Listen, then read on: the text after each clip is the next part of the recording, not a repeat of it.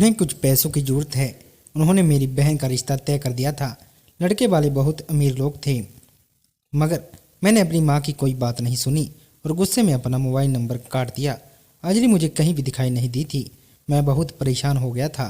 मेरा काम में भी मन नहीं लग रहा था। मैं अंजलि से बहुत मोहब्बत करने लगा था। उसकी खातिर मैं कुछ भी कर करने के लिए तैयार था। उस समय मैं फैक्ट्री में था जब अचानक नंबर से मुझे कॉल आई। मैंने उसकी कॉल रिसीव की।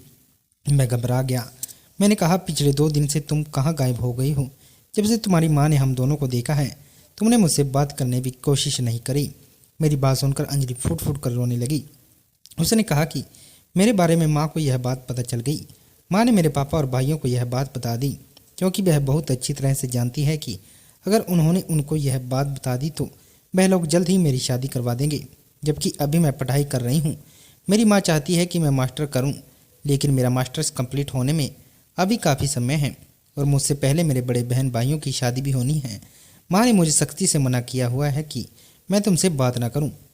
माँ का कहना है कि अगर मैंने अब तुमसे दोबारा बात की तो वह पापा और भाइयों को सब कुछ बता देगी, जिससे वह भी तुम्हें इस घर से निकाल देंगे और तुम्हारी अच्छी खासी मरम्मत भी हो जाएगी। मैं तुमसे बहुत प्यार करती हूँ, मगर माँ ने मुझ पर पहरे लगाए हुए हैं। अभी मैं तुमसे चोरी छुप के बात कर रही हूँ।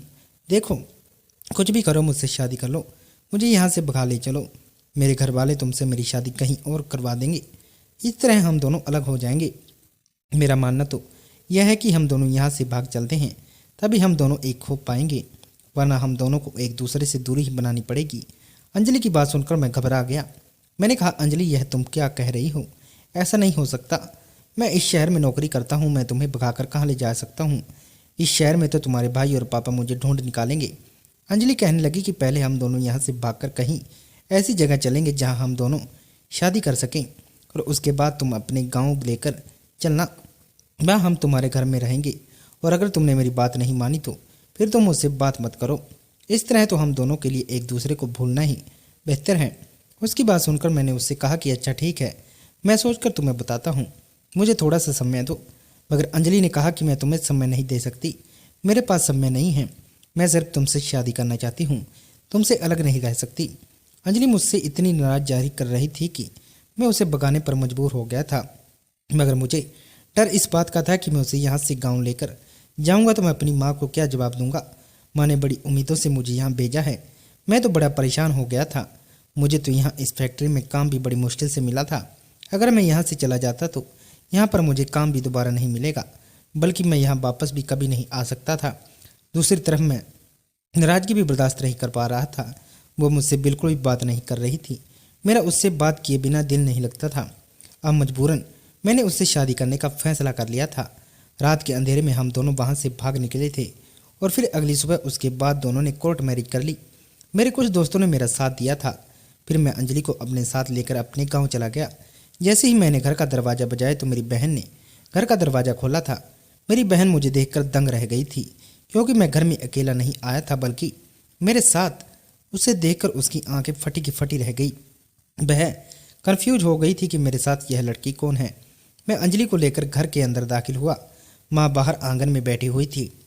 माँ ने भी मुझे देखा तो वह मुझे देखकर बहुत ही खुश थी, मगर जैसे ही उनकी नज़र अंजलि पर गई तो वह मुझसे ढेर सारे सवाल करने लगी। मैंने उनको शर्मिंदा होते हुए अपने और अंजलि के बारे में सब कुछ बता दिया था। माँ को जब यह बात पता चली कि हम दोनों शादी कर चुके हैं और मैं अपना सब कुछ छोड़कर यहाँ आ गया हूँ तो माँ को एक गहरा सदमा पहुँचा था। माँ कहने लगी कि बेटा, तूने बहुत गलत काम कर लिया। तुझे इस तरह इस लड़की को भगाकर यहाँ पर नहीं लाना चाहिए था। अब हमारी गांव में कितनी बदनामी होगी। यहाँ तक कि तेरी बहन का भी रिश्ता मैंने तय कर दिया था। उन लोगों को अगर यह बात पता चलेगी तो तेरी बहन के रिश्ते पर भी असर पड़ेगा। अब मैं कुछ भी बोलने के काबिल नहीं था। मैं बिल्कुल खामोश खड़ा हुआ था। मगर मेरी माँ को अंजलि बहुत पसंद आ गई थी। उसकी खूबसूरती मेरी माँ को भी भा गई थी। माँ ने अंजलि को बड़ी मोहब्बत से गले लगाया था, उसे आशीर्वाद दिया। राखी से कहा कि अपनी भाभी को कमरे के अंदर ले कर जाओ। माँ मुझे बहुत परेशान लग रही थी, लेकिन फिर भी उसने अंजलि के सामने मुझसे कुछ नहीं कहा। शायद मेरी माँ और बहन की अरमान थे कि वह अपने इकलौते बेटे और भाई की शादी बड़ी धूमधाम से करेंगी, लेकिन मैंने उनके सारे अरमानों पर पानी फेर दिया था। यहाँ तक कि मैं अपनी नौकरी से भी हाथ धो बैठा था। मुझे अपने गाँव आए हुए 24 घंटे गुजर गए थे। उन दिनों सर्दियों भी हमारी छोटा सा ही तो कमरा था जिसमें 2 खटिया पड़ी हुई थी। एक खटिया पर मेरी माँ और बहन सोया करती थी और दूसरी खटिया पर मैं सोता था, लेकिन मेरे पीछे खटिया पर मेरी बहन सो जाया करती थी।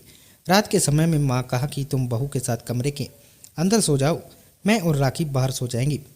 इस बात पर राखी ने माँ को चौंक कर देखा। वह माँ से कहने लगी, माँ इतनी कड़कती हुई सर्दी में हम दोनों बाहर कैसे सोएंगे।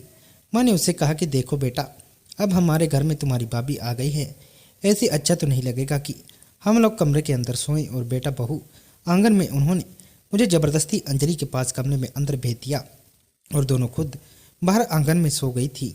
मैं बहुत खुश था कि मेरी माँ ने खुशी खुशी अंजलि को एक्सेप्ट कर लिया। बाहर निकल आया था, मैं अपना सीना पीट पीट कर रो रही थी कि मेरे बेटे को छोड़ दे, जबकि मैं भी उनके आगे हाथ जोड़कर खड़ा था। कह रहा था कि मैं आपकी बेटी से बहुत प्यार करता हूँ, उसे बहुत खुश रखूँगा।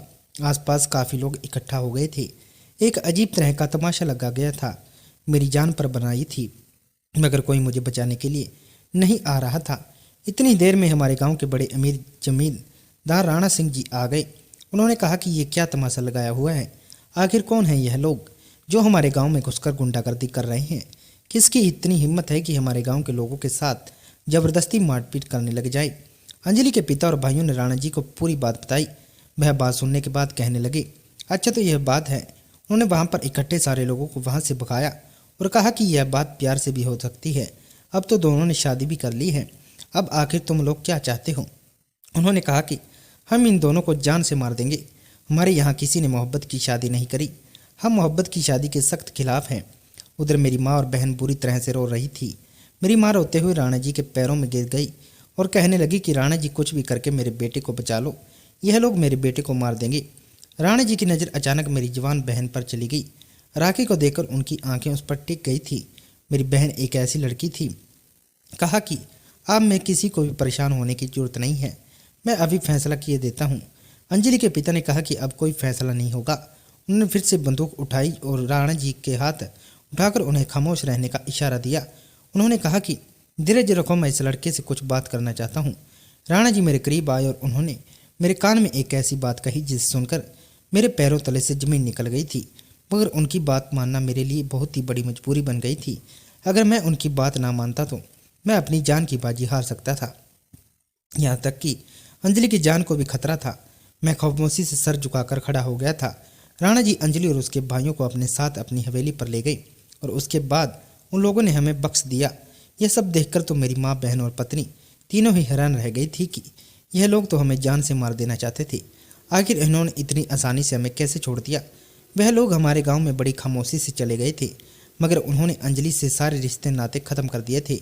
मुझे इन लोगों ने बहुत मारा था, मेरा शरीर दर्द से कांप रहा था। हम लोग घर के अंदर आ गए थे। माँ ने कहा कि बेटा, राणा जी ने आखिर अंजलि के घर वालों से ऐसा भी क्या कहा कि वह खामोशी से यहाँ से चली गई। मैंने कहा, माँ मैं आपसे कुछ बात करना चाहता हूँ। मैंने अंजलि और राखी को कमरे के अंदर जाने के लिए कहा था। वह दोनों कमरे के अंदर चली गई, जबकि मैं और माँ में आंगन में बैठे हुए थे। मैंने माँ से कहा, मैं राणा जी को हमारी राखी पसंद आ गई है, वो उससे शादी करना चाहते हैं। उन्होंने आज जब राखी को देखा और उससे इस मुसीबत में फंसे हुए देखा तो उन्होंने मेरी मजबूरी का फ़ायदा उठाया। उन्होंने मुझसे कहा है कि अगर तुमने अपनी बहन का हाथ मेरे हाथ में दिया तो मैं इन लोगों को पैसे का लालच देकर इन्हें यहाँ से भेज दूँगा। ये लोग कभी तुम्हारे पीछे नहीं पड़ेंगे और तुम अपनी पत्नी के साथ हंसी खुशी ज़िंदगी गुजार सकोगे। यह कहकर मैं खामोश हो गया था और मैंने अपना सर झुका लिया था। माँ ने मुझे चौंक कर देखा और कहने लगी, तो फिर क्या तुमने राणा जी की बात मान ली। मैंने इस बात पर कोई जवाब नहीं दिया था। माँ ने जोर से कहा कि बताओ ना, क्या तुमने उनकी बात मान ली। मैंने शर्मिंदगी से सर उठाया और गर्दन हिलाकर हाँ में हाँ कहा। माँ जोर से चिल्लाई और कहने लगी, यह तुमने क्या कर दिया बेटा, मेरी मासूम सी बच्ची का सौदा कर दिया। मेरी बेटी की उम्र उस जमींदार की उम्र से बहुत अंतर है, जबकि वह तो जवान बेटे का पिता है। उसकी इतनी हिम्मत भी कैसे हुई मेरी बेटी पर नज़र डालने की। उन्होंने कहा कि बेटा, तुमने यह बिल्कुल भी अच्छा नहीं किया। तुमने अपने स्वार्थ के लिए मेरी बेटी का सौदा उस आदमी से कर दिया। मैंने कहा, माँ तो फिर मैं क्या करता। एक राणा जी ही तो थे जो मुझे अंजलि के पिता और उसके भाइयों से बचा सकते थे। आज अगर मैं यह कदम न उठाता तो आप मेरी लाश के सामने बैठी हुई रो रही होती। कल राखी को तैयार कर देना, राणा जी उससे शादी करके उसे अपने साथ ले जाएंगे। मैं यह कहकर माँ के पास से उठकर घर से निकल आया था। यह बात मेरी बहन को पता चली तो वह भी बिलक बिलक कर रो रही थी, जबकि अंजलि का कहना था कि तुमने बिल्कुल ठीक किया। तुम्हारी माँ वैसे भी तुम्हारी बहन की शादी अपने भी ऊंचे परिवार से करना चाहती थी। यहाँ तो तुम्हारी बहन की शादी फ्री में हो रही है और वह भी एक बहुत बड़ी हवेली की मालकिन बन जाएगी। मैं ये सब करके मन ही मन बहुत उदास था। मेरी बहन बहुत रो रही थी।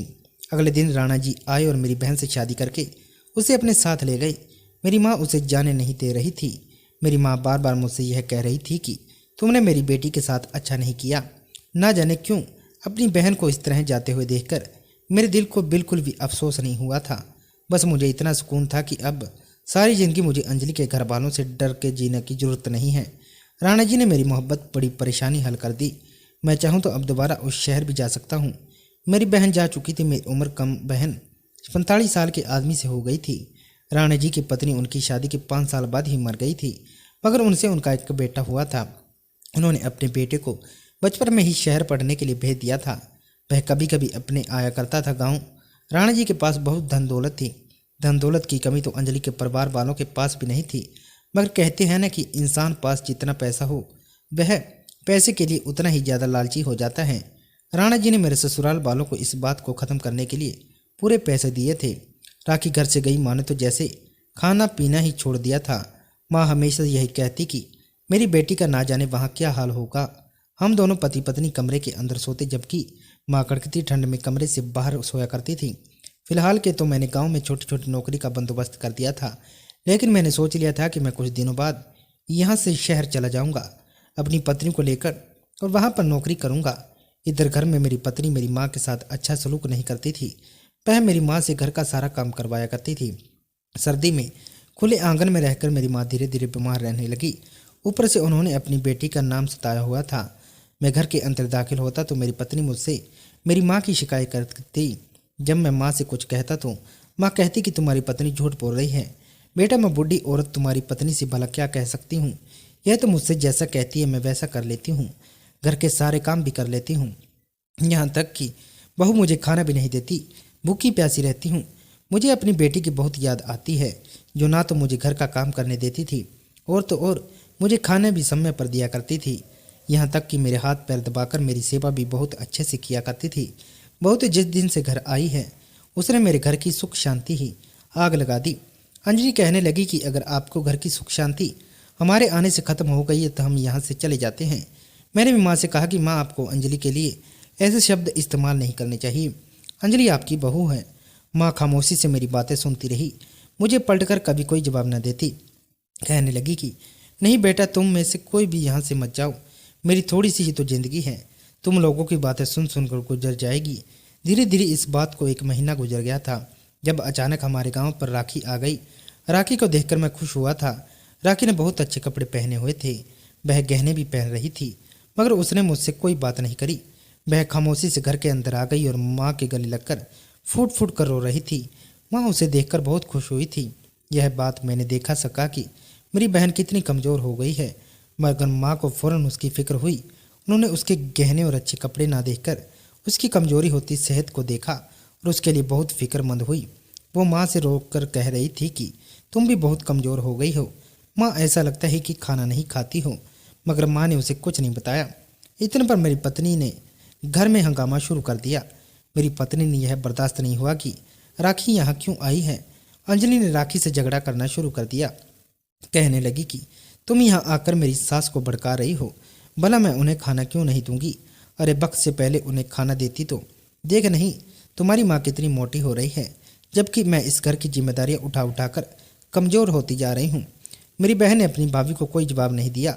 वह थोड़ी देर अपनी माँ से मिलकर घर से चली गई थी।